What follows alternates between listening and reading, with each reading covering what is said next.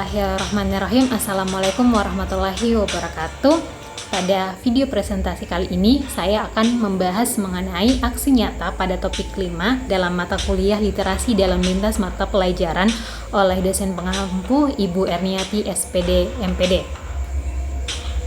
Sebelumnya, perkenalkan, nama saya Ainun Nurzizati dan selamat datang dalam refleksi pembelajaran saya atau My Reflective Learning.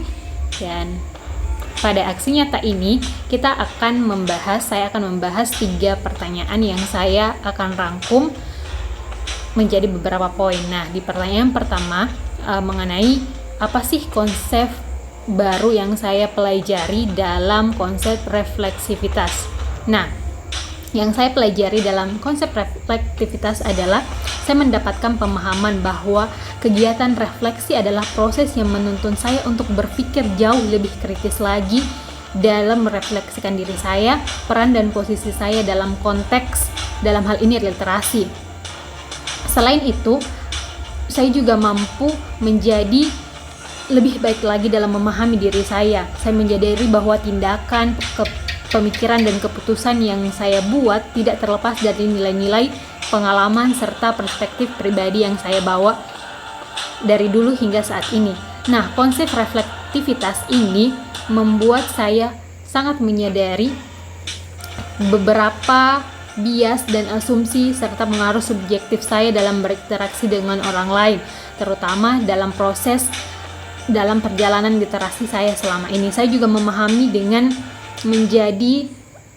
konsep reflektivitas ini, saya mendapatkan banyak hal dalam berkontribusi lebih baik lagi dalam lingkungan sosial yang lebih profesional. Pada akhirnya, konsep reflektivitas ini menyadarkan saya bahwa kegiatan refleksi adalah langkah penting untuk membangun pemahaman yang lebih mendalam, dialog yang lebih inklusif, dan tindakan yang lebih etis lagi. Nah, selanjutnya, apa sih manfaat naratif literasi bagi saya dan apakah benar bahwa literasi sangat berpengaruh dan bermanfaat dalam kehidupan saya? Nah, dari proses refleksi, dari membuat naratif literasi, saya sangat meyakini bahwa literasi memiliki pengaruh dan manfaat dalam kehidupan saya. Nah, lebih jelasnya saya akan menjelaskan hal tersebut dalam River of Literasi atau Literacy yang sudah saya buat.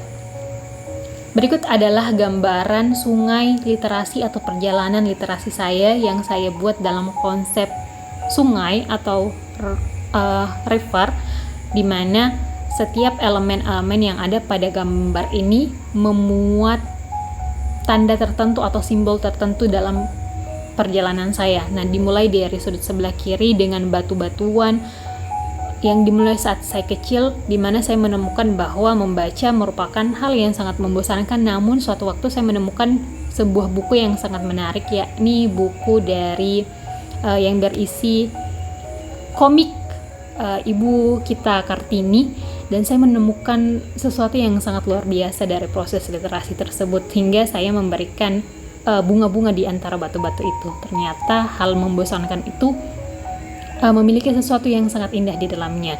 Nah, beranjak kemudian saya juga menemukan hambatan dalam proses literasi saya, di mana pada saat saya masih kecil, akses saya terhadap buku-buku yang menarik itu cukup sulit, sehingga saya memasukkan elemen batu dalam sungai perjalanan saya sebagai hambatan.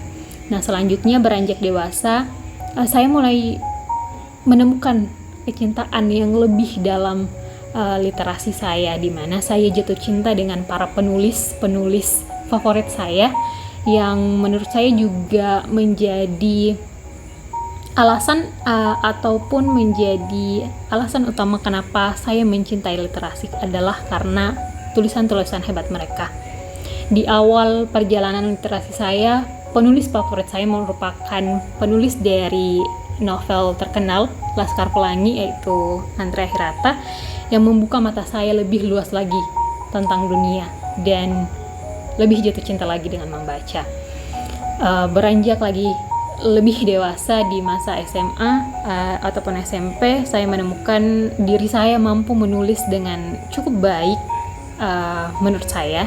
Jadi saya menggambarkannya dengan sepucuk pohon yang mulai tumbuh lambat laun dengan perjalanan yang lebih berat lagi.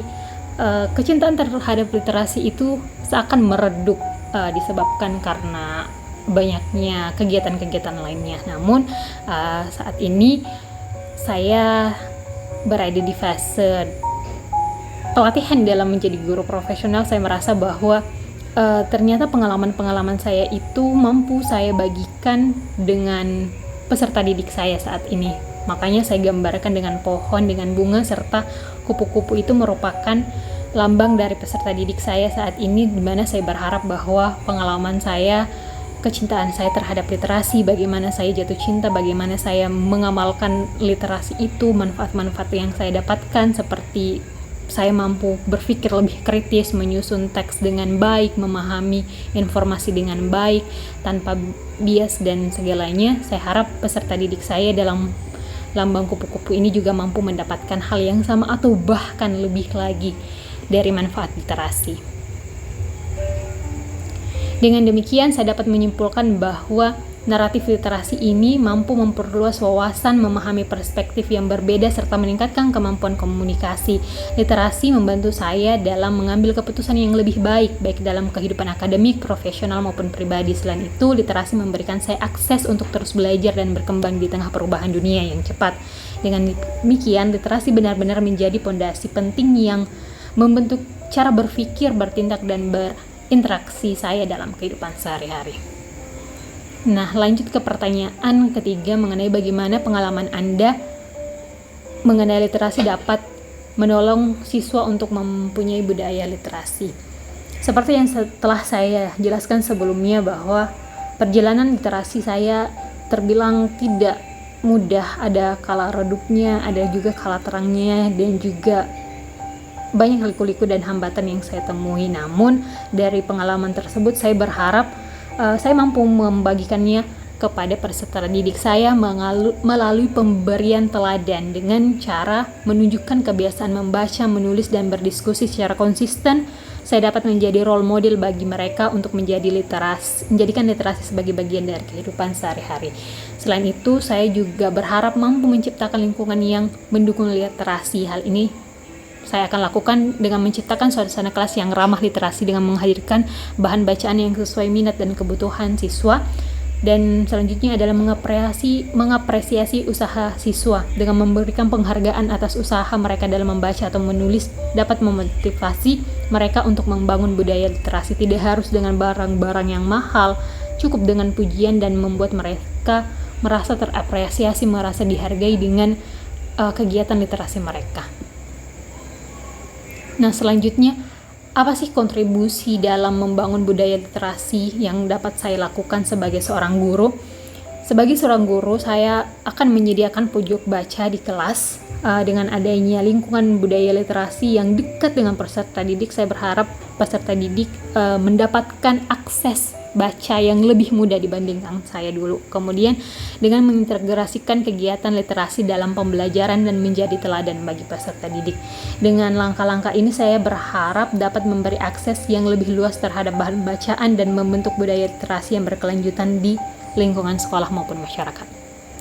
Demikian refleksi literasi pembelajaran saya mengenai literasi pada topik 5 ini. Saya berharap kita mendapatkan sedikit manfaat dari perjalanan saya selama proses literasi saya dan juga proses mempelajari literasi di topik 5 ini. Sekian dan terima kasih. Saya tutup. Wassalamualaikum warahmatullahi wabarakatuh.